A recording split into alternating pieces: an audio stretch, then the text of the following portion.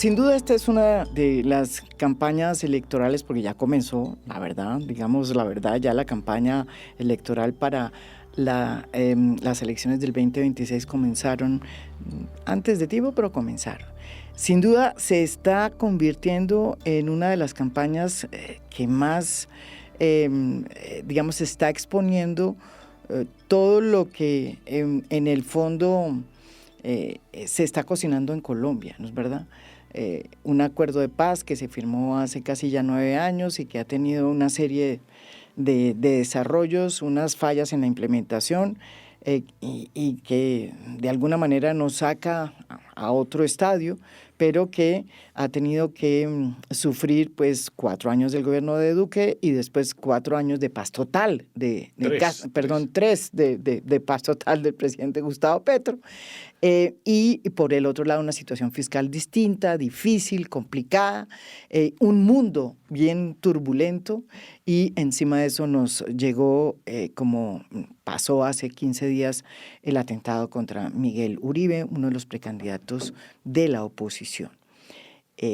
Esperamos que la Fiscalía haga lo que tenga que hacer y podamos saber quién estuvo detrás de este atentado, pero así comienza esta campaña electoral y queríamos invitar a uno de los candidatos que va arriba en las encuestas, Sergio Fajardo. Bienvenido. Hace rato no venía por acá. Hace rato no nos veíamos acá en esta oscuridad, sí. Pero sí he visto muchos de tus podcasts, les pongo atención, me sirven, veo opiniones diversas, etcétera. Y bueno, pero me tocó a mí, estoy contento y muchas gracias. Bueno, primero que todo, el clima del país. O sea, usted que ya va, ¿esta es su tercera o cuarta? Es 3:30. 3:30, ¿no es verdad? Estoy diciendo 3:30. Bueno, sí. 3:30. ¿Qué hay de distinto en esta Colombia de hoy? Que comenzó una campaña muy temprano, es una campaña que se comienza demasiado temprano, incluso las encuestas así lo dicen, ¿no? Todavía el margen de personas decididas sigue siendo muy pequeño. Sí, está claro que es muy temprano. Eso es parte de la estrategia del presidente Petro. O sea, desde el 2023 él empezó a hablar de la posibilidad de una asamblea constituyente y en su espíritu, pues llamar la atención permanente, discutir, se queda, no se queda, y desde una vez politizó todo su gobierno, que para mí tiene consecuencias fatales porque no va a terminar. Hace rato dejó de gobernar, pero es una campaña que empezó desde muy temprano y puedo hacer un poco de cronología, pues a partir de mi experiencia personal de haber recorrido el país en más de una oportunidad. Mi primera campaña fue en el 2010, donde yo fui candidato a la vicepresidencia con Antanas Mockus en la llamada Ola Verde, que fue un momento muy bonito dentro de la opinión pública. Era el primer momento donde la expresión cívica de la política, pongámoslo en estos términos, Antanas Mockus y yo, como más personas, pero digamos que éramos los símbolos, alcalde de Medellín, alcalde de Bogotá, los profesores, los que llegamos por otro camino a la política, con movimientos cívicos, ciudadanos, por fuera de la trama habitual de la política, de los partidos y eso, y con Antanas a la cabeza aspirábamos a la presidencia. Yo digo media porque yo me lesioné, yo me caí de mi bicicleta, me quebré la cadera y quedé lesionado. No pude hacer verdaderamente una campaña, estuve en 2 o 3 reuniones y pasamos a la segunda vuelta enfrentados a Juan Manuel Santos, el del presidente Uribe. Sí, que era el candidato. El de Uribe, sí. Sin duda alguna, Sí. y por eso nos ganaron, sin duda alguna. Ahí va media campaña, un aprendizaje. Ya después, en el 2018, fue otra campaña. Ahí hicimos una coalición distinta. Yo escogí a Claudia López para que fuera mi candidata a la vicepresidencia de la República. Yo recogí firmas como Compromiso Ciudadano, el movimiento que construimos en Medellín hace 25 años y medio, cuando empezamos a participar en política. Estaba también Jorge Robledo, que en ese momento hacía parte del Polo Democrático, encabezando una lista al Senado, y Antanas Mockus encabezando una lista al Senado por el Partido Verde. Eso se llamó la Coalición Colombia, y casi, por 200.000 votos, no pasé yo a la segunda vuelta. Listo. Dicen las lenguas que fue porque no se quiso aliar con Humberto de la Calle. Eso no es cierto y yo lo he dicho más de una vez y lo he señalado, pero ¿le gastamos tiempo a eso o seguimos avanzando? Bueno, paréntesis ahí. Bueno, le hacemos un paréntesis. Sí, listo. Sí. Mire, lo que pasó en esa campaña, repito, por 200.000 votos. Hay muchas más razones. Voy a explicar una, antes de hablar de Humberto de la Calle, quien es mi amigo y con quien todavía converso. La campaña mía costó 10.000 millones de pesos. Las de Petro y Duque, 24.000 millones de pesos cada una. 14.000 en esa época. en esa campaña. 14.000 millones de pesos de diferencia para 3 meses y ellos habían estado en consulta donde ya habían hecho campaña, donde habían invertido. O sea, en términos económicos teníamos una desventaja gigantesca. ¿Y en qué se traduce la desventaja? En muchas cosas dentro de la organización política, pero una, por ejemplo, en salir en comerciales, en televisión. Sí. En ese momento la televisión seguía siendo importante, no deja de ser importante, pero muchísimo menos. Teníamos mucho menos recursos. Y yo le garantizo que los 10.000 millones de pesos fue toda la plata que yo recibí. Supongamos que esos 24.000 millones de pesos de cada uno de ellos, Duque y Petro, fueron los recursos que designaron. Por ejemplo, eso. Le voy a dar otra razón que no le he mencionado en términos públicos, fíjese, la voy a mencionar acá. Yo gané en Bogotá, a Petro, aquí en Bogotá, donde estamos hoy, en Cali, en Buenaventura, pero no en Medellín. Mi tierra, mejor alcalde, mejor gobernador, y allá, en medio de toda esa polarización, de toda esa confrontación entre el presidente Uribe y Santos, todo es una historia ya bien conocida, sí, pues, de toda esa discusión. Sí, es 2018 estamos. 2018, yo en Antioquia, donde había sacado cerca de 1 millón de votos para la gobernación, siendo escogido el mejor gobernador del país, y lo digo con todo el orgullo, con el equipo que hicimos, yo saqué cerca de 300.000 votos. O sea, póngale, no era Humberto de la Calle, esto pasó en esta forma. Ahora, Humberto de la Calle. Con Humberto de la Calle conversamos en más de una oportunidad y yo lo he señalado y lo he dicho, y nos tomamos un tinto con de la Calle, y yo personalmente le dije, bienvenido acá, Humberto. Yo no tengo la menor duda acerca del valor que tiene Humberto de la Calle, el respeto que le tengo y la consideración, o sea, y eso no ha cambiado. Era candidato del Partido Liberal. Él era candidato del Partido Liberal. Lo que yo le dije a él es que nosotros no nos uníamos con el Partido Liberal. Ahí es donde está la discusión. Pero él era el candidato del Partido Liberal. Y él era el candidato del Partido Liberal, y yo no sé cómo discutieron allá para no entrar a especular con el presidente César Gaviria. ¿Y por qué no? Pues porque nosotros en política representábamos algo muy diferente al Partido Liberal. Si yo me paro al lado del presidente César Gaviria a decir que vamos a cambiar a Colombia, pues saco la quinta parte de los votos. Entonces esa es una discusión que si me hubiera unido sería presidente. Entonces es la arrogancia de Fajardo, el ego de Fajardo, es que Fajardo se cree que es el único bueno de Colombia, él cree todo eso que más de una vez se ha repetido, que yo no creo, pero bueno, hace parte pues del folclore de la política, de lo que se dice. Esa fue la razón. Y por 200.000 por votos. 200, es que yo me acuerdo, fue una cosa impresionante. Pero además con una observación. Cuando empezamos la primera vuelta, la campaña para la primera vuelta, formal son 3 meses, pues ellos ya habían hecho consultas, Duque había ganado la consulta asociada con el Centro Democrático y Petro había ganado su consulta. Y arrancamos y yo iba 15 puntos por detrás de Petro, terminé a 1. Pero bueno, ya pasó. Y en esa campaña es donde Petro habla por primera vez de una constituyente, ¿no es verdad? ¿Es en esa campaña? Yo no me acuerdo. Yo me acuerdo después cuando Claudia López y con Antanas Mocus fueron a votar por él. Ingrid Betancourt también estaba ahí y fueron a votar por él y en un mármol no habrá constituyente, cosas de ese estilo, pero yo no recuerdo pues los detalles. No, en esa él propuso, es más, lo recordó en una... yo lo saqué aquí recientemente en una entrevista que le hice cuando era candidato ya para la última. Esa sí no me la vi. Vale. Yo he visto muchas, pero esa no. Gustavo Petro diciendo cómo fue que propuso en esa época la constituyente como un mecanismo para lograr las reformas, pero acotadas a unos temas específicos, no para reformar la Constitución del 91 como tal, sino para hacer las reformas a la justicia, a la reforma política, que el Congreso no había querido hacer. Eso María es Jimena, como la discusión de Gustavo Petro. Yo no me acuerdo de eso, pero si nos ponemos a revisar todo lo que ha dicho Petro, todas las veces que ha entrado en contradicciones, lo que dice un día o el otro, entonces sería un podcast, pero no conmigo, sino con yo no sé con quién, que le haga la lista de todas las cosas. Ha dicho mucho, ha hablado mucho, o sea, ha tenido múltiples contradicciones un día y otro. Entonces, eso hace parte de... Bueno, usted se va, entonces esa fue en el 2018. Esa fue en el 2018. Y en el 2022, la llamada Coalición Centro Esperanza, que yo gané dentro de la consulta de las personas que estábamos allí, que entre otras, cuando llegamos a la consulta, ya no me acuerdo quiénes éramos, estaba Ingrid Betancourt, Alejandro Gaviria, Carlos Amaya, Jorge Robledo.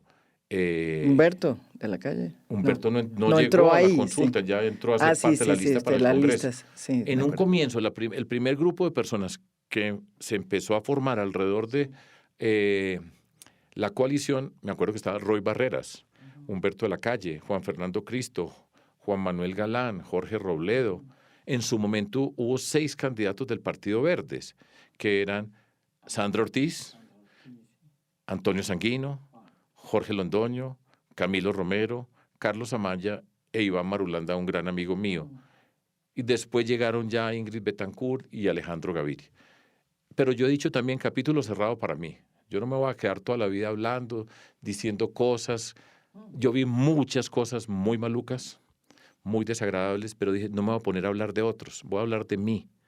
Y lo digo en primera persona para decir, yo me equivoqué estando dentro de esa coalición. En términos políticos, representaba otra forma de la política que en el 2018 sí había representado y no acá en esta coalición. Hay 1000 cosas para contar. Yo iba a escribir un libro y dije, no, yo no me voy a poner a escribir un libro sobre esto. Yo me acuerdo que usted dijo que iba a escribir un libro. Sí, lo dije y lo iba a hacer. Y después pensé, dije, ¿yo para qué me voy a poner en esto? Me tengo que preocupar por entender lo que pasó, aprender de lo que pasó y vamos para adelante. Y aquí vamos para adelante y vamos bien. Y ahora estoy concentrado en esta. Y vamos por un buen camino, estoy contento con lo que está pasando. Sin duda que estamos conectando bien con muchas personas. Y la vida continúa y cada quien lucha desde su perspectiva. Cada uno de nosotros tiene una trayectoria. Eso no me hace ni mejor ni peor, pero diferente. Y hay una cantidad de personas que están aspirando, que son candidatos, candidatas, que están recogiendo firmas. Bien, o sea, yo no me mortifico por Pero eso. usted esta vez tiene un partido. Esta vez tengo un partido. Que se llama Dignidad y Compromiso. Y Compromiso. Mire qué bonito. Es una unión entre lo que usted tenía de compromiso por Compromiso Colombia, ciudadano, de no, compromiso ciudadano, nuestro movimiento.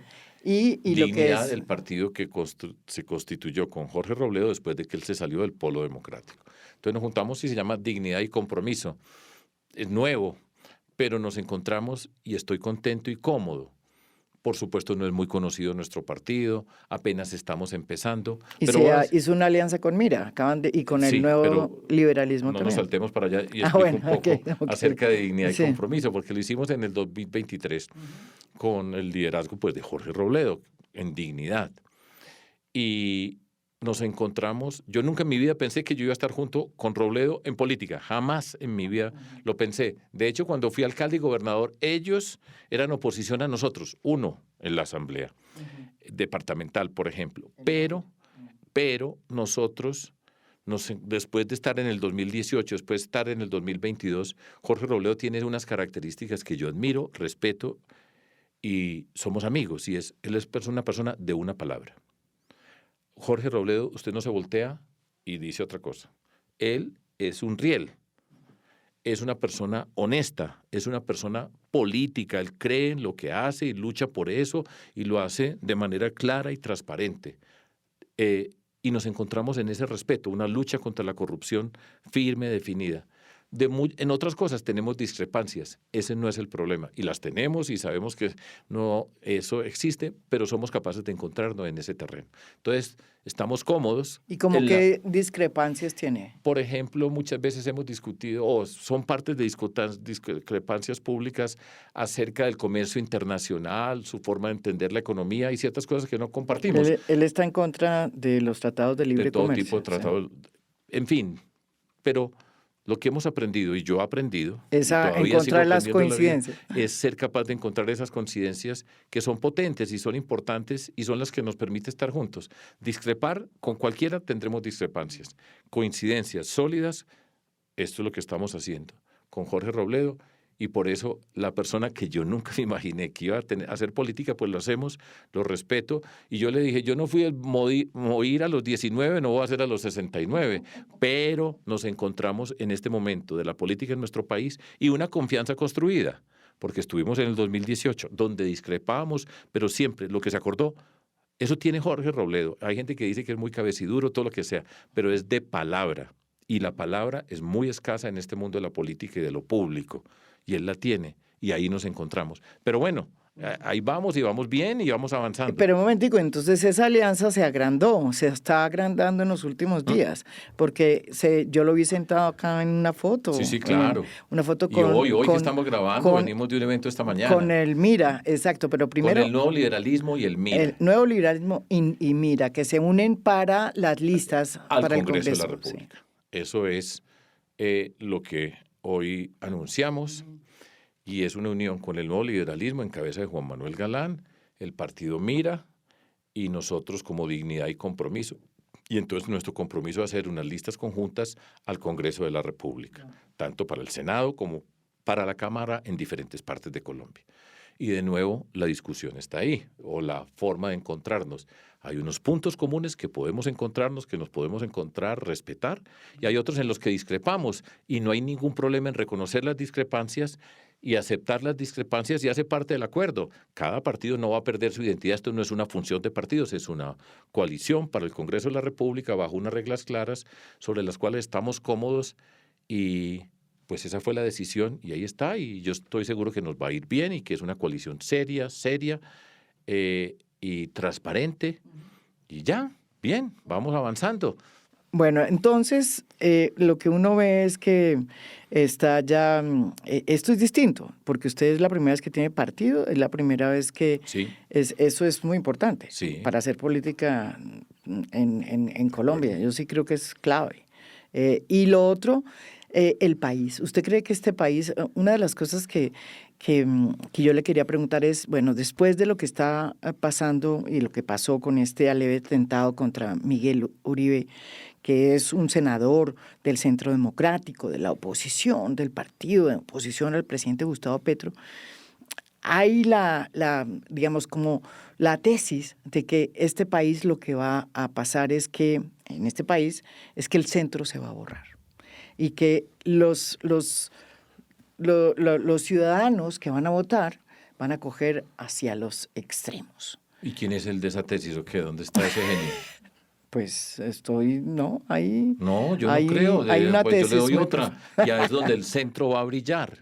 Porque además, y voy a explicar acerca del país que al hacer esta narración de las aspiraciones presidenciales, paramos en la discusión. Yo he ido por todo el país en esta oportunidad.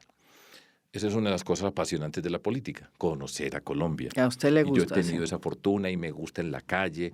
Yo nunca hablo en tarimas. Todo eso y he tenido la oportunidad otra vez de recorrer. Hago una primera observación. Colombia es un país de gente sencilla, amable, cariñosa, por donde usted vaya. Desde La Guajira, pase por Boyacá, llegue a Tumaco. En todas partes la gente es sencilla, tranquila, gente humilde en Colombia. Aquí hay unas élites, hay gente poderosa, elegante, todo ese tipo de cosas, pero son muy poquitos comparado con lo que es Colombia, que además en esta diversidad geográfica que tenemos, que es tremenda, marca unas diferencias culturales muy interesantes. Esa Colombia es esa. Hoy, esta Colombia, antes del atentado, esta Colombia es una Colombia con rabias, con miedos, con una palabra que está asociada con el mundo joven que es muy clara, incertidumbre, miedos, malestares. Es una Colombia amarga y Colombia yo nunca le había visto a mi país, a nuestra Colombia amarga y hoy es una Colombia amarga. Usted dice porque la gente en los... Lo que está pasando, el sentimiento de la gente en diferentes lugares, en diferentes dimensiones, de lo que vamos viendo, escuchando. Pero la gente, ¿qué le dice a usted? ¿Estamos aquí desesperados porque no vino el cambio o porque además de que no vino el cambio... ¿Para dónde vamos? Esa es la pregunta, ¿para dónde vamos? ¿Aquí qué va a pasar? ¿Esto qué es? O sea, hay una sensación caótica que yo creo que es así y que está asociada con la responsabilidad del gobierno nacional, que son los que conducen. Y yo he dicho sobre esa Colombia, se necesita, va a ser el gobierno del 2026, lo vengo diciendo desde hace meses, va a ser el más difícil y se necesita un gobierno que sea capaz de convocar izquierda, centro y derecha para hablar en términos del espectro político. Eso es más fácil decirlo que hacerlo. Es muy difícil eso, lo que usted está planteando. Pero es una necesidad y yo creo que es posible y además lo voy a decir cortico, pues para que no le demos muchas vueltas. Aquí estás hablando con la persona, con lo que yo represento, con lo que representamos con mucha gente que tiene la capacidad, la experiencia para hacer eso dentro de este mundo político. Y todavía no he mencionado el atentado contra Miguel Uribe, porque eso, en adición a todo esto, La componente miedo, la componente incertidumbre, el ¿para dónde va aquí? ¿Qué va a pasar? ¿Qué puede pasar? Toda esta cantidad de anuncios todos los días, a todas horas, hay un desconcierto grande, hay una confusión muy grande. Colombia está muy confundida. Y en el marco de todas esas cosas entra el miedo en proporciones mucho mayores, porque por supuesto crea el caos. Entonces empiezan todas las teorías, por esto, por aquello, por qué lo hicieron. Yo salí a marchar en la marcha del otro día y dije, yo estoy aquí marchando, no estoy contra nadie, sino contra la violencia, reconocer la lucha por la vida de Miguel Uribe, y no nos tiene que dar pena decirlo. Yo pienso totalmente distinto de él, o en muchas cosas diferentes. ¿Y la gente nunca le dijo nada? Nunca, y al lado de nosotros no hubo una mala palabra, ningún insulto a nadie, ni contra Petro, ni contra nadie. Y hay una frase que yo he repetido que me la han dicho y me han dicho de todo. Yo no me mortifico por esas cosas en la vida. Entonces he dicho una y otra vez, podemos ser diferentes sin ser enemigos. Entonces eso pues se considera en este mundo donde el que agrede, el que insulta, el que maltrata, el que grita, el que golpea, se considera valiente, que tiene carácter, pues esa frase se ve muy débil, por supuesto. Como porque tibia, como sí, ya estaba esperando que tú lo dijeras para no decirlo yo. No, pero yo sabía que aparecía. Esa es la Exacto. cosa, sí. Y entonces ese es ser tibio. Entonces asocia gritar, insultar, maltratar, agredir. Un Qué bobo, valentía. como un huevón. Bueno, ese sí tiene de Sí, estas sí, cosas, sí, ¿cierto? Entonces el que respeta al otro, entonces no tiene. Y no es el que se necesita para Colombia. Total, la vida nos va mostrando cómo la lucha política en la que yo he estado, en la que hemos construido, en la que estamos con muchas personas, con los antibajos, con las derrotas, con los éxitos, por supuesto, la vida nos va diciendo a nosotros, y ahí es donde yo discrepo de quienes dicen, no, es que va a desaparecer el centro. No, pues geniales. Entonces, pues nos retiramos de una vez. Esta es la última aparición en público, aquí despedida en el podcast de María Jimena. No, precisamente lo que estamos viendo es que mucha gente está agotada. Y nosotros tenemos el reto político de interpretar esa gente. Y entonces, para hablar en términos políticos también, y a mí me gusta este debate, lo que pasa es que muchos lo hacen, pues no es posible hacer los debates en general en Colombia, pero yo voté en blanco en el 2018. Y dije, no voto por ninguno de estos dos señores. Ahí, en 2018. Me insultaron de todas las formas posibles. Por escrito, además. Aquí está. No, porque usted presentó la famosa frase. Dije que no votaba por ninguno, que yo votaba en blanco, pero yo estaba en la contienda. O sea, una cosa es el que ve las cosas desde allá, que por supuesto tiene sus opiniones y es legítimas las opiniones, pero otra cosa es el que está parado aquí, el que está parado acá y está en la confrontación y está discutiendo y le está diciendo que no. Son posiciones políticas muy diferentes. Y yo dije que votaba en blanco, a conciencia, por escrito, ahí está. Y dije, el señor presidente Duque no tiene las condiciones para ser el presidente de Colombia, lo digo. Y la vida nos dio la razón en el sentido de que el gobierno del presidente Duque fue para mí un mal gobierno, incompetente en muchos sentidos, no estar preparado para gobernar. Pongo un ejemplo para ilustrar. Si el presidente Duque hubiera tenido un sentido de lo que es la realidad social del país, que la hubiera conocido, que hubiera tenido esa oportunidad, el estallido social no hubiera sido lo que pasó en Colombia. Ahí está. Esa es la política. Quedó de presidente, ahora es expresidente. La gente que votó por él pues estará contenta o no. Ese es otro problema y ese capítulo pasa. Y en el 2022 volví a votar en blanco y dije que el señor presidente Petro, para mí, y lo estoy diciendo, no es la persona para conducir este país. Ya había sido alcalde de Bogotá y un mal alcalde de Bogotá. No fue pues que se destacara por algún tipo de razón. Presidente Petro ha sido el mismo siempre. Usted cree que se volvió distinto, ahora tiene un poder gigantesco, pero la persona es exactamente la misma persona. Voté en blanco, lo dije por escrito, y para mí está siendo un muy mal gobierno. Esto lo estoy diciendo, lo estoy repitiendo, y por supuesto lo podemos conversar con respecto a lo que está pasando. Y entonces la vida demuestra que la coherencia y la consistencia tienen valor, porque la coherencia y la consistencia construyen confianza. Pasar por lo peor, lo más bajito, por todo lo peor, y esta voz se está escuchando, y se está escuchando por muchas partes en Colombia. Y esa es la lucha, es la resiliencia, la capacidad de mostrar la seriedad, el método, el rigor, la transparencia, la lucha contra la corrupción, que en este gobierno es un hecho infame desde la vista de lo público. Y en esas confrontaciones estamos, y esa es la campaña política, y las discusiones se van a dar en ese marco de cosas. Y como digo, yo estoy en términos personales, contento con la campaña que estamos haciendo. Yo digo, no mire para los lados, avance, construye, reivindique por lo que hemos luchado. Yo estoy aquí contigo, con 69 años que acabo de cumplir, por principios, por convicción, porque se puede hacer la política diferente. Sergio, entonces, teniendo en cuenta que esa propuesta, su propuesta en esta oportunidad es concitar, digamos, al centro, desde luego, a la izquierda y a la derecha. ¿Qué es lo que usted le propone a esta votación que surge después de 4 años que vamos a tener de Gustavo Petro, que pese a todos los problemas que ha tenido el gobierno, que los ha tenido, usted los ha definido muy bien, sobre todo uno pues, que no gobierna, Le pongo un poquito pequeñito, pues además, no gobierna. No, ese es uno de los problemas, yo creo que el más grande que tiene el presidente Gustavo Petro. La pregunta es que a pesar de todo eso, fíjese que hay un electorado que lo acompaña, que es el 30%. Como pasaba en la época, o como pasa, digamos, como pasó hasta hace poco con el uribismo. Y además de eso, hay gente que sí quiere cambio y que además está muy molesta porque ese cambio no llegó, porque pues tampoco lo trajo el gobierno de izquierda. Hablo de la gente que aspiraba que en su territorio pues llegaran los cambios, y los cambios pues escasamente están llegando, si es que han llegado. ¿Qué le dice usted a esa población de izquierda en Colombia que crece y que surgió y que es un hecho? Mire, yo he dicho lo siguiente en diferentes lugares, pero además no estoy empezando a decirlo por esta primera campaña. Es que la primera campaña que yo tuve fue hace 25 años en Medellín, donde la primera encuesta fue 0, donde fuimos capaces de convocar a organizaciones sociales, ONGs, el mundo académico, del conocimiento de donde yo vengo, el mundo de la cultura, del emprendimiento, y en esa ciudad, que yo espero que hablemos de lo que pasó en el sábado en mi ciudad, sí, en esa ciudad nosotros fuimos capaces de conectar un montón de personas, le dimos una voz política a una historia que se estaba construyendo y transformamos a Medellín. Pero pues ese es nuestro orgullo y por eso estoy aquí fue sentado. Usted, y pues fue gobernador. Y mejor alcalde y mejor gobernador y con un montón de gente buenísima, porque entre otras, la primera característica de una persona que lidera es conformar el equipo. La semana pasada yo veía al presidente Petro, que entre sus formas es, a él no lo dejan. La estrategia es elemental. Todo esto es culpa de Duque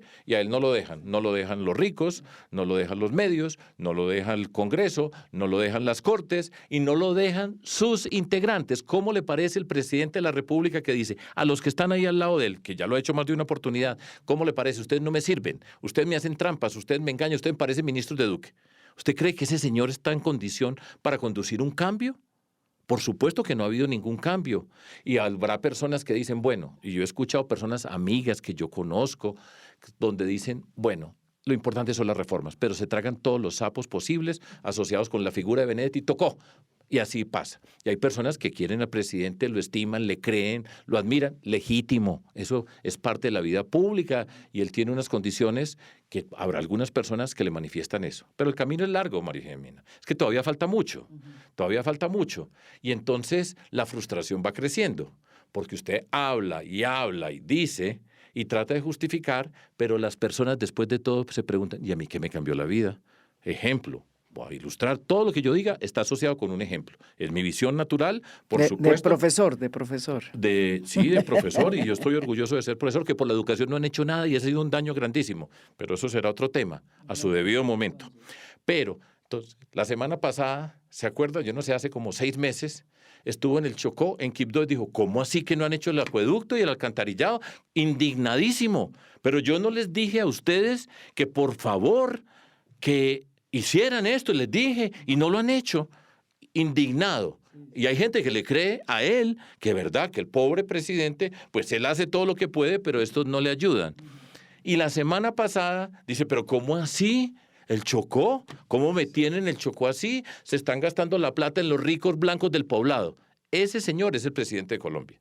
Hay personas que le creen. Hay personas que creen que la plata se la gastan con los ricos blancos del poblado. Ese es el mismo señor que firmó con el cardenal, que le iba a bajar al lenguaje, todo ese tipo de cosas.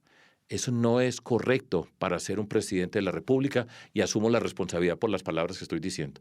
Personas que yo quiero, que estimo y que no las voy a dejar de querer o estimar, entonces dicen, no, lo importante son las reformas, hermano. No importa todo eso. Ese es el mismo señor que tiene a Armando Benedetti al lado, que es para mí expresión de la corrupción y de lo que, la razón por la cual no ha habido cambio en Colombia, y el primer paso del cambio, y esta es una discusión ya de otra naturaleza, el primer paso del cambio es la transformación de la política. Entonces dicen, es que son las formas. Dicen, no, ese es el cuento. No, esas son las formas. Entonces, ¿a Fajardo le importan las formas? Pues claro que sí, claro que importan las formas, importan los principios, importan las reglas. Y vamos a construir una cancha donde vamos a jugar con otras reglas distintas. Y el presidente tomó la decisión política, dicho por su hijo, por Benedetti, que fuera lo que fuera, iban a ganar como fuera, y había que ganar. Y lo dijo el señor Gustavo Bolívar, cuando dijo, que además es una expresión muy cándida, Gustavo Bolívar dijo, le vendimos el alma al diablo. El comisionista de esa venta se llama Armando Benedetti y ahí le están pagando la comisión, es copresidente de Colombia. Entonces estamos en una discusión política, esto es política. Habrá personas que me dicen, no, es que el ego suyo, ¿usted cree que es el único? Bueno, no, pero la transformación, el cambio empieza cambiando las formas de la política y esa es la gran lección de Antanas Mockus y de los que empezamos a crecer alrededor de eso. Y la política hay que cambiarle las formas y la corrupción hay que luchar contra ella, no hay que aceptarla, no hay que decirla, aceptarla como una condición y eso ha pasado en este gobierno y eso no ha permitido, entre otras cosas, que haya cambio. Y para cambiar se necesita claridad de las ideas, la capacidad de priorizar y de convertir las ideas en palabras armando equipos para hacer las cosas. Eso se llama método, rigor, transparencia, pedagogía, que no existe. Y entonces por eso se van a frustrar las personas del cambio, seguro. En las reformas, seguro que hay temas importantes que son legítimos, pero eso ha desvirtuado lo que necesita Colombia. Y por eso yo creo hoy que Colombia necesita esta expresión política. Y estoy seguro que muchas personas se van a encontrar acá y a todos los que ya nos decretaron que vamos a desaparecer, pues les tengo la mala noticia que no vamos a desaparecer. A pesar de sus deseos, no vamos a desaparecer y no solamente no vamos a desaparecer, sino que vamos a ganar. Vamos a ganar de una manera decente, transparente, vamos a respetar. A mí no me va a dar vergüenza ser decente. Toda la vida he sido decente. A mí no me va a dar vergüenza tratar a una persona con respeto, así tenga diferencias. Me puedo haber descachado en una oportunidad, pero no en dos. Ese es el reto político y aquí vamos y vamos bien. Sergio, y frente a la derecha, ¿usted cómo ve la derecha? Porque usted, digamos, yo lo ubicaría en el centro, usted se ubicaría en el centro, ¿sí? ¿O pues dónde, yo soy parte de un movimiento ubique? cívico independiente que entiende de problemas, que tiene principios, que sabe construir, que sabe transformar. Entiende la dimensión de los problemas sociales de Colombia. Es que yo parto de eso. Aquí en Colombia hay unas desigualdades sociales profundas y que es una obligación ética de nosotros como sociedad atenderlas. Y el reto político es cómo se atienden y cómo se transforman. Pero nunca en mi vida he pensado nada diferente a eso. Claro, pero ¿usted cómo piensa poder lidiar también con una derecha que se siente cada vez, o sea, que Petro le está dando muchos argumentos para que Los argumentos los está dando a todo el mundo. Hoy, leí, antes de venirme para acá, que, por ejemplo, con respecto a lo que pasó en Medellín, la defensora del pueblo, la exministra de Justicia, el procurador, habló Leoluca Orlando desde Palermo, Italia, diciendo lo que hizo el presidente Petro en Medellín es una barbaridad. Él le está dando argumentos a todo el mundo, no solo a la derecha, le está dando argumentos a cada pero entonces persona de Colombia. hablemos de lo que hizo el presidente para que la gente que nos entiende, que nos está viendo, nos entienda.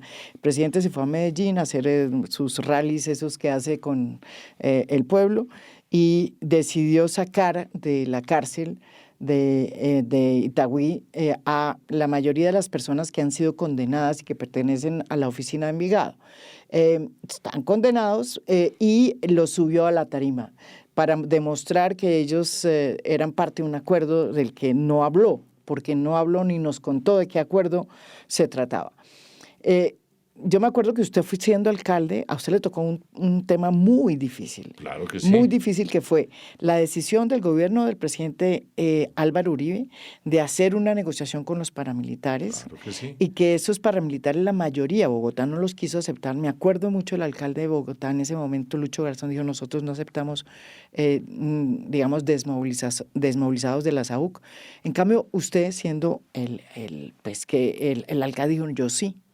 Y le explicó por qué. E hizo un acuerdo muy interesante que unos lo interpretan como la donbernabilidad, pero yo creo que usted hizo una cosa muy interesante ahí. Pero me parece que Pero es interesante porque el es la una muy buena explicar. oportunidad. ¿Sí Y me contigo entiende? además me gusta más, Sí. porque esto lo hemos hablado desde hace Yo 20 sé, años. yo O sea, sé. esto no es Pero ahora. mire que se vuelve y se La junta vida esto. nos va dando la oportunidad y por Bueno, eso vamos creciendo, sí, pero nos vamos transformando, aprendiendo vaya. y por eso me gusta estar acá. Mire. Y somos amigos desde hace muchos Hace años, muchos desde años. chiquitos, en la Universidad de los Andes. Exactamente. Pero bueno, no vamos a hablar de eso ahora. Sí. Entonces, allá que hubo, el presidente Uribe, como presidente, hizo un acuerdo con los grupos paramilitares. ¿Sí? El acuerdo de Ralito, antes de que yo fuera elegido alcalde. Antes, con el alcalde de Medellín en ese entonces, el señor Luis Pérez, hizo parte pues, de esas conversaciones, y antes de yo posesionarme ya se habían desmovilizado los primeros 868 asociados con este señor, Diego Fernando Murillo. Don Berna. Don Berna, que era el bloque Cacique Nutibara, y ahí lo estaba recibiendo la ciudad de Medellín. Y yo todavía no me había posesionado. Y la gran mayoría de todos esos o esas personas eran de Medellín y vivían en Medellín. Es que Medellín tiene una historia dolorosa. Medellín fue la más violenta ciudad de la tierra. En 1991 tuvimos en Medellín 375 homicidios por cada 100.000 habitantes. Eso es inimaginable pensar lo que pasó allá y cuántas generaciones de jóvenes, el mundo del sicario, la palabra comuna, se convirtió en violencia, y esa ciudad tan extraordinaria, mi ciudad, Medellín, pasó por los momentos más difíciles que se pueda pasar en la historia. Y entonces hicieron ese acuerdo y yo lo recibí. ¿Y qué hicimos? Inmediatamente dijimos, pues esto ya está firmado, estos aquí nos están entregando ya. Le dije, lo que tenemos que hacer nosotros sabemos dónde están. Es que son de Medellín, viven en los barrios de Medellín. Y entonces nosotros dijimos, vamos a hacer el proceso de reinserción y lo vamos a hacer nosotros. No nos lo van a hacer desde Bogotá, nos van a hacer a nosotros en Medellín, nosotros los que caminamos la ciudad de lado a lado, con las ONG, organizaciones sociales por todo el territorio. Dijimos, lo hacemos nosotros, porque conocemos el terreno, porque conocemos esos jóvenes, y lo hicimos y lo organizamos. Y entonces me dicen, ¿usted hizo un acuerdo con el señor Don Berna? Nunca, el acuerdo estaba hecho con el gobierno nacional. Cuando yo fui alcalde ya había formado un grupo de personas que lo representaban, que recuerdo que se llamaba Corporación Democracia, donde un señor que después se convirtió en famoso, alias Hop, era parte de esos eran los reconocidos por el gobierno nacional. Y con ellos dijimos, bueno, vamos a hacer el proceso de reinserción. Y nosotros... Y lo hicieron. Y lo hicimos, dificilísimo, pero por eso sabemos. Es que nosotros sabemos de una ciudad que la resiliencia que Medellín tuvo es extraordinaria, el dolor y la vergüenza de lo que nos pasó es tremendo, pero después pasamos por la resiliencia y la capacidad de transformarnos, y nosotros sabíamos. Yo me conocía a Medellín de lado a lado con todas las organizaciones, y nos juntamos y sabíamos qué había que hacer para esa reinserción. Y usted tenía aquí jóvenes que estaban en la violencia, que hacían parte de Medellín, terminaron siendo como 4.000 y más personas dentro de todo eso. ¿Y nosotros qué hicimos? Lo primero, hicimos un censo, uno por uno, qué condición tenía, por qué entró a la violencia. Inmediatamente descubrimos, muchos de ellos tienen temas del orden familiar, la comunidad donde viven, ese proceso de reinserción con educación, que no puede ser la educación tradicional, con sus familias, atención psicológica, los equipos de personas que teníamos, que trabajamos con ellos, eran unas personas maravillosas que sabían moverse, entender. Y entonces nosotros decíamos siempre, ustedes firmaron. Yo no hice ningún acuerdo con nadie y nunca he hecho, pero le dije, firmaron, nosotros lo vamos a respetar y ustedes lo van a respetar. Y me tocó un tremendo paro que hicieron después cuando detuvieron a los paramilitares y se los llevaron a una cárcel, y todo lo hicimos de frente. Entonces a mí sí me da, ¿qué me da? Me da... De ver lo que pasó después, años por eso, después. pero lo que dicen, porque entonces dicen, no, que Fajardo hizo un acuerdo. Nunca, y fue transparente, y aprendimos mucho, y fue importante para Medellín. Cuento una anécdota dentro de todo ese proceso, porque es que es un lío. O sea, es que Medellín es una ciudad conurbada, pero altamente densificada en las llamadas comunas de la ciudad de Medellín, que todas son comunas, pero con una concentración tremenda, con una historia social de la migración hacia la ciudad, las violencias, los miedos, todo eso que pasó allá. Y entonces trabajar con estos jóvenes y empezar a trabajar con ellos, a empezar a entender los que se habían metido para que no vuelvan. Por lo general en todos los procesos hay un porcentaje que siempre está engañando y que va a volver. Trabaje con ellos, con sus familias, con la comunidad, con toda la ciudad. Eso lo hicimos. Y es muy difícil. Pero la anécdota que quería contar, María Jimena, perdón, yo recuerdo muy bien estando en una casa y una señora me dice, señor alcalde, el joven que está aquí al lado, porque es que estos son pegados, esto no es por allá en un campo, metidos en un campamento, no, esto es en la ciudad. Y me decía, mi hijo nunca en la vida ha estado en la criminalidad. Y yo veo al del lado que le están haciendo un proceso de reinserción, que entonces están diseñando un programa de educación, están mirando cómo se le pueden dar unos recursos que hace parte de todas esas negociaciones. Y el hijo mío que nunca ha estado aquí sentado en mi casa y no puede hacer nada. Y esta señora tiene toda la razón. Y la lección es muy sencilla y muy profunda. Le dije yo, usted tiene toda la razón, señora. En un proceso de reinserción tiene que trabajar con todos. No es solamente que estos que son los que están ahí, a estos los vamos a sacar. No, con todos los otros tiene que trabajar. Y creamos el comienzo Buen Futuro, jóvenes con futuro. Y empezamos a trabajar con los que están desescolarizados, todo esto. Todo esto lo digo porque esto fue transparente. Y las personas que estaban ahí, les toca trabajar Pero con mire, todo este mundo de la mire lo que criminalidad. pasó. Años después llega Gustavo Petro al poder y ocurre lo que sucedió en Medellín. Sí. Mire que es otra vez la oficina del Vigado manejada ¿por quién? Por don Berna. Yo no sé si es don Berna o no, porque él Bueno, está, pero yo no. Pero hay unos señores que están ahí digamos, metidos en la cárcel que representan la criminalidad y que crecieron en ese mundo. digamos Sí. que puede ser que sí o que no, pero a lo que voy yo es que están ahí, es un evidente problema que tiene Medellín. No, pero Y, mire. y ahora ahí se mete otro tema complicado y es que el presidente Gustavo Petro abrió unas negociaciones. Voy a explicarlo porque hay mucha gente que habla con mucha prepotencia, pero les sobra la ignorancia para hablar de lo que no entienden y supuestamente hablan desde una pedestal, descalificando y mirando, descalificando a Medellín, desconociendo muchas cosas, diciendo falsedades o verdades parciales para tratar este tema. Y entonces voy a lo que está pasando. Medellín, ¿qué ha pasado? Medellín empieza a cambiar, pero es que el problema es muy profundo. Y yo lo he dicho, Medellín, las heridas que tiene Medellín son muy grandes.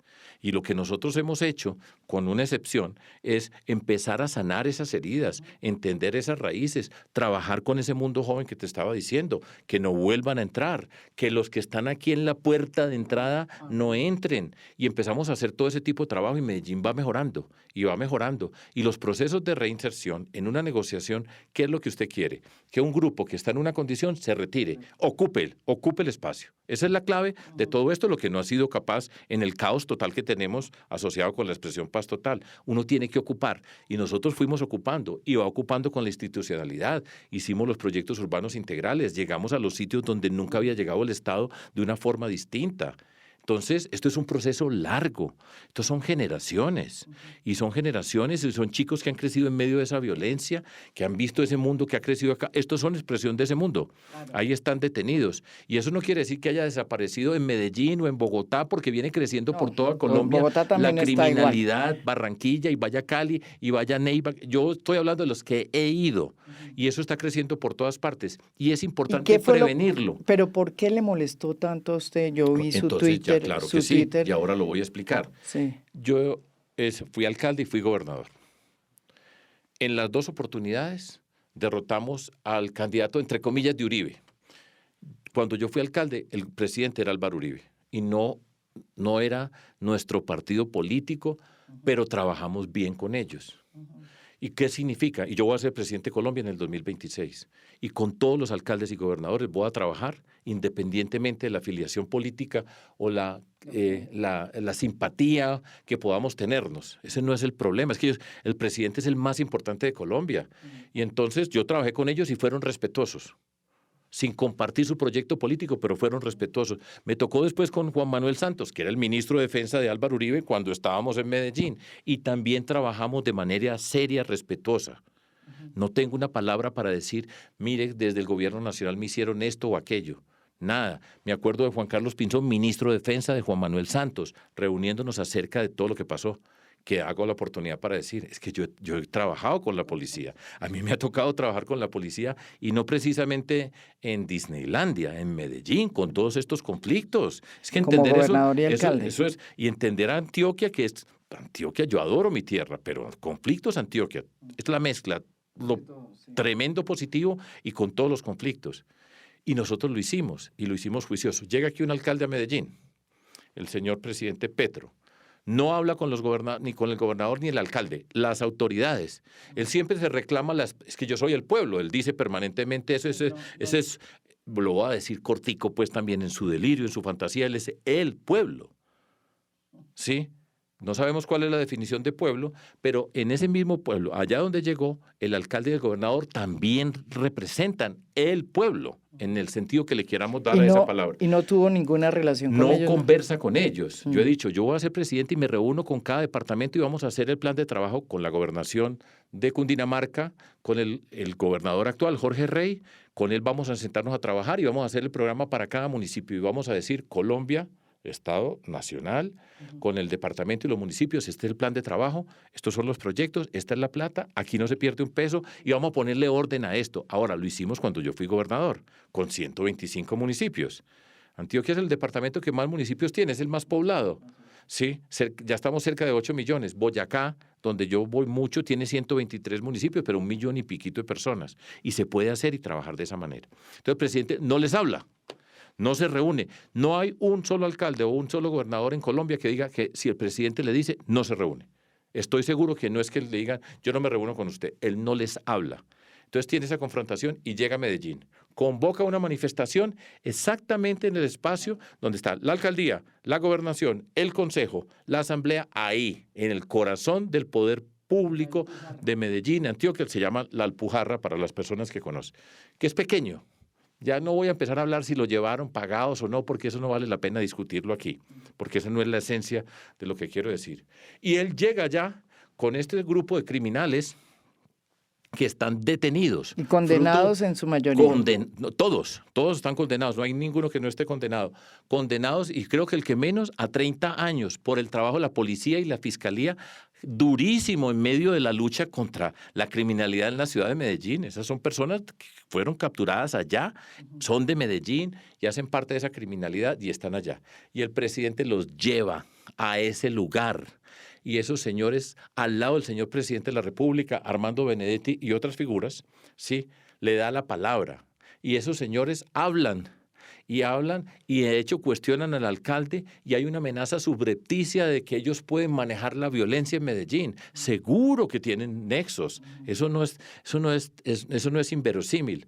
Y el presidente de la República los avala, les da un reconocimiento político ante la ciudad. Está mostrándolos él.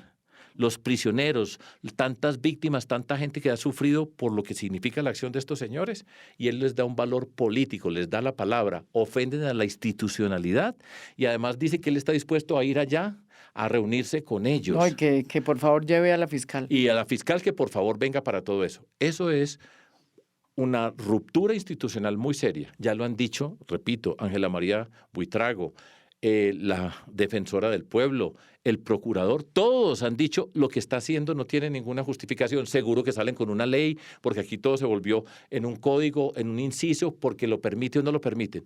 Pero eso es una afrenta a la ciudad, a Colombia, y el daño que le hace a la ciudad. Porque los jóvenes que están allá, porque ese camino es largo, las heridas son profundas, es un daño muy grande el que hace en múltiples dimensiones. Y eso tiene que producir indignación. A él no le importa, él se va en un año y de aquí se va con sus escoltas. Pero se puede negociar, ¿qué se puede negociar con condenados? Eso es lo que yo no entiendo. Nada, en este momento nada, no hay un marco jurídico, le queda un año, no ha hecho nada con 3 años de la paz total. Pero se podría hacer un marco jurídico, que es lo que se debería hacer. ¿Pero usted le cree? ¿Usted cree que en este momento estamos para marcos jurídicos? ¿Usted cree que ese gabinete donde les dijo que no servían para nada, ninguno que parecían de Duque, ahora el presidente se va a convertir en un estadista y estamos en una campaña política, él está enfrentado, confrontando. Y ese es su terreno y esa es su cancha, porque para eso es muy bueno. Él es incapaz de convertir, de hacer acciones para llevar, para lograr, para cambiar las condiciones del Chocó que se necesitan, el Cauca, por el Catatumbo. ¿Cómo está el Catatumbo hoy? ¿Qué sabemos del Catatumbo? No tenemos ni idea. Ese es ese espíritu. Y él no está para eso. Ya no gobierna desde hace rato, ni va a gobernar. Va a esa la confrontación. Entonces eso no va a pasar. Y nos deja a nosotros el lío. El lío es que en un año se va y este desmadre, despelote, caos, para no decir una palabra más grosera, estas no son groseras, Pero bueno, eso es. Sergio, entonces hablamos de lo que pasa en la izquierda, lo que pasa en el centro y lo que pasa en la derecha. Y la derecha en Colombia tiene una percepción muy especial sobre lo que debe ser también la política y los cambios o lo que ellos quieren de Colombia. Uno los oye, de pronto yo me equivoco, cada vez tienen una narrativa menos clara, pero ellos añoran volver a lo que era antes, que me imagino es la época de la seguridad democrática, donde pues también se cometieron muchos atropellos a los derechos humanos. Pero más allá de eso, o sea, hay también como la percepción de que es el momento en que otra vez los grandes empresarios que se han molestado mucho por la forma como Petro los trata, vuelvan otra vez a ser los voceros. O sea, hay muchas cosas que quieren que vuelvan a ser como venían siendo. Yo creo que eso es un gran error. Colombia no debe volver a donde estaba. Ya lo vimos con Duque, que fue la expresión máxima de la incapacidad para gobernar y entender la dimensión de los problemas sociales. Es que eso no los trajo, eso no fue por Petro que aparecieron. Aparecieron en el gobierno del presidente Duque, en el estallido social, y se abrió una caja de Pandora. Y por supuesto el Chocó no estaba bien antes y ahora está mal. No, aquí ha habido una cantidad de temas que hacen parte de nuestra sociedad colombiana profundamente desigual.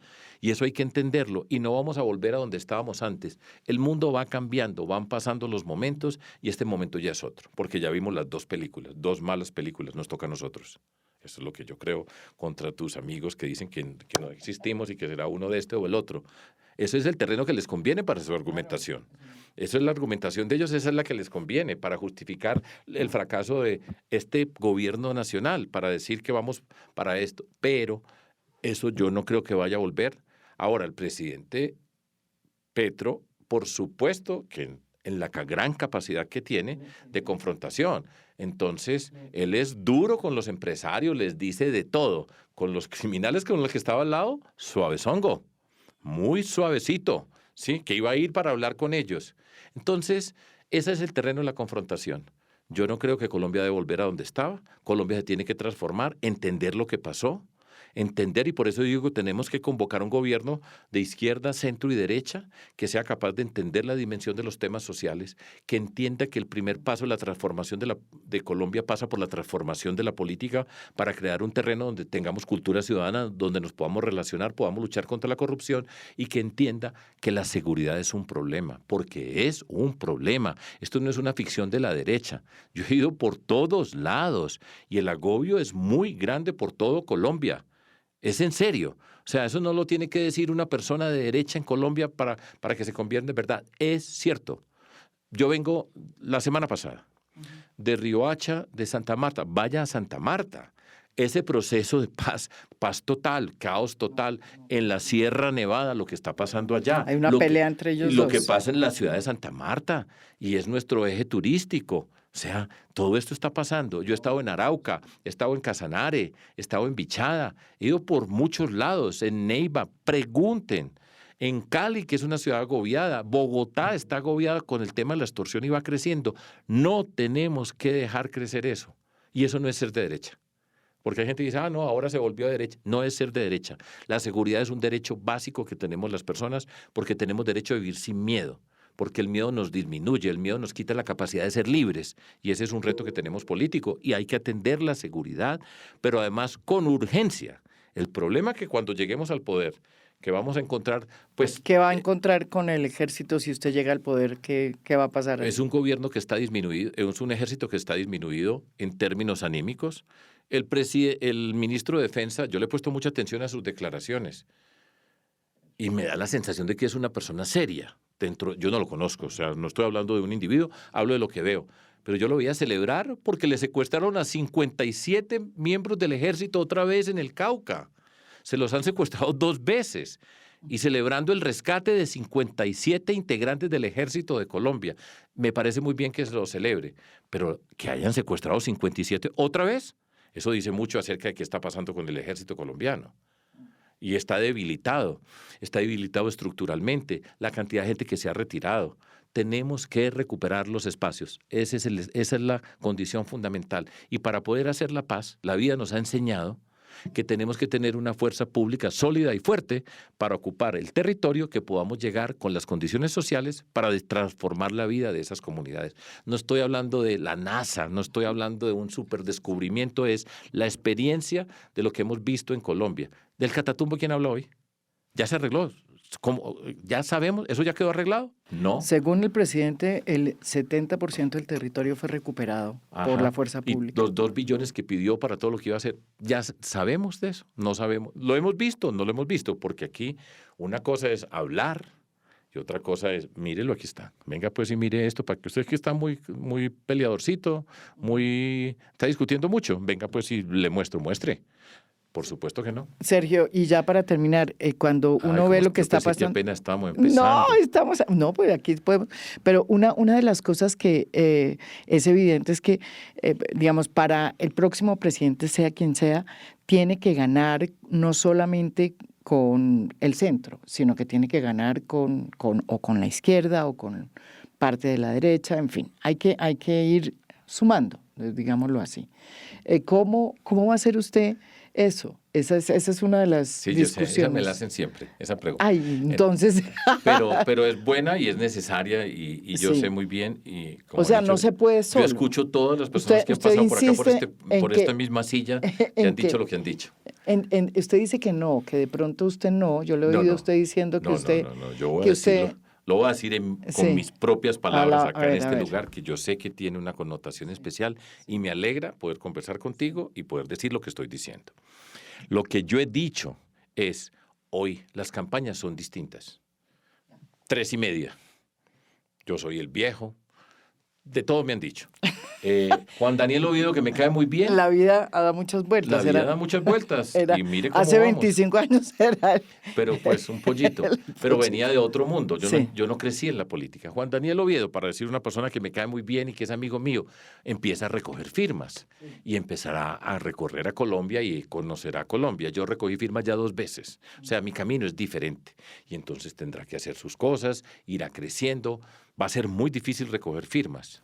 Uy, porque muy son difícil, muchos. Son muchos y con esta condición de miedo que hay en el territorio, usted es una cosa, yo he caminado libremente por toda Colombia y yo amo caminar en Colombia con poquitas personas. Yo nunca he tenido estridencia, no tengo una vida estridente en ningún sentido, pero esto va a ser una componente muy difícil y son muchos. Entonces, pues hará su camino. Y Mauricio Cárdenas hará su camino y todas las personas van haciendo su camino. Cada uno tiene su escuela, su lugar y va creciendo. El mío es distinto al de todos. Estoy siendo muy arrogante decir que el camino es diferente. Es diferente, pues es más que obvio.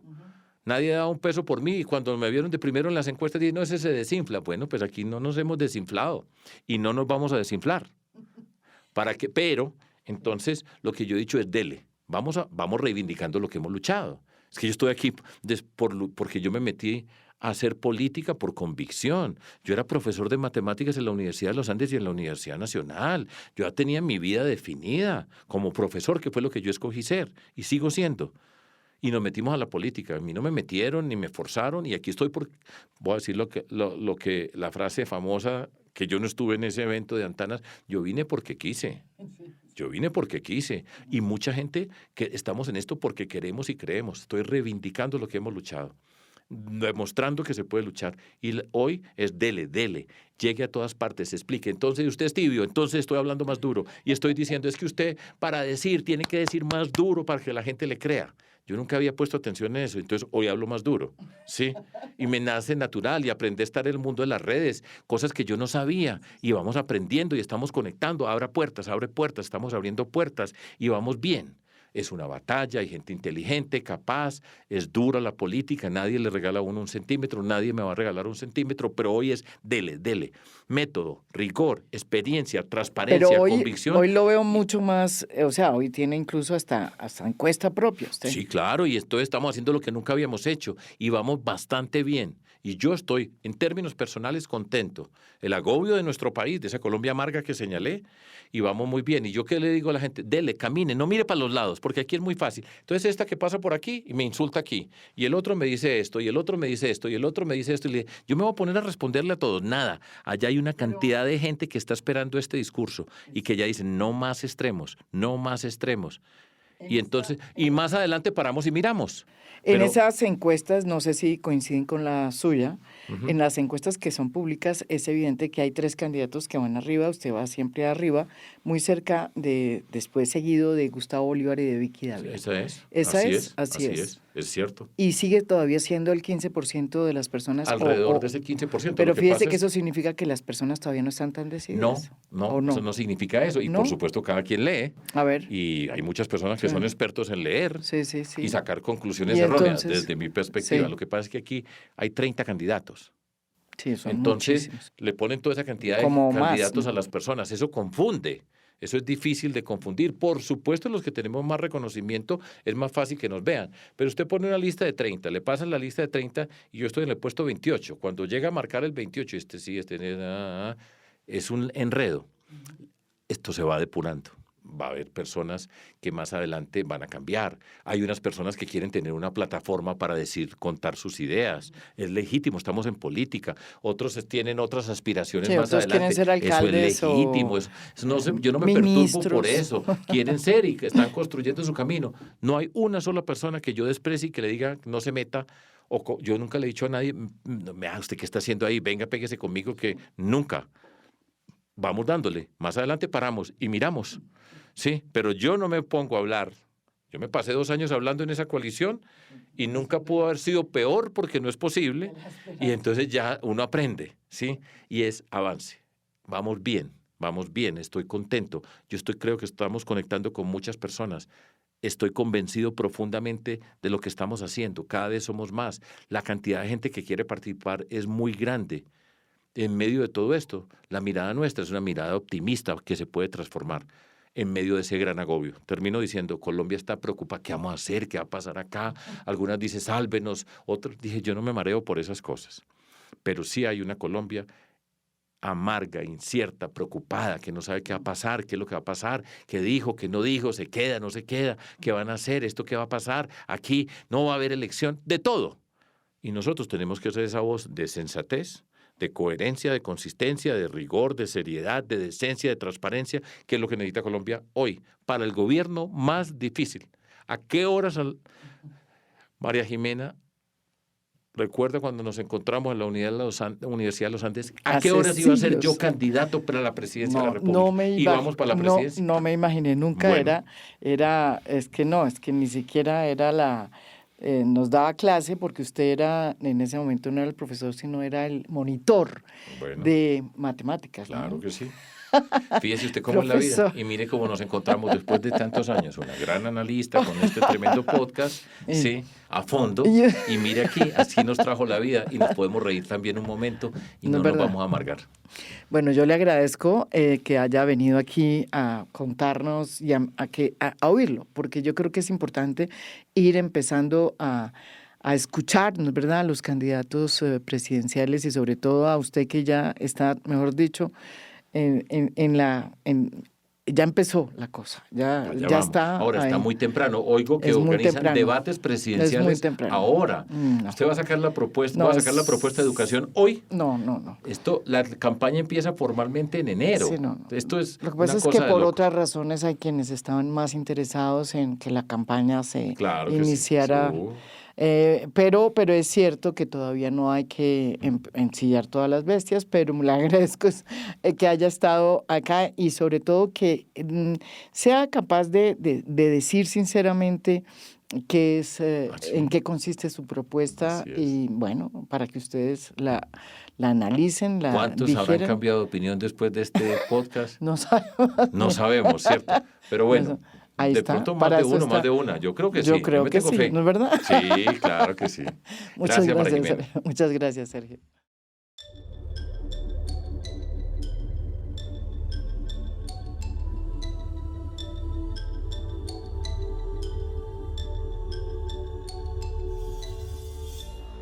A Fondo es un podcast producido por Mafialand. Producción general, Beatriz Acevedo. Producción de audio, Juan Felipe Rojas. Música original del maestro Óscar Acevedo. Nos pueden escuchar también en mi canal de YouTube. Gracias por escuchar. Soy María Jimena Duzán.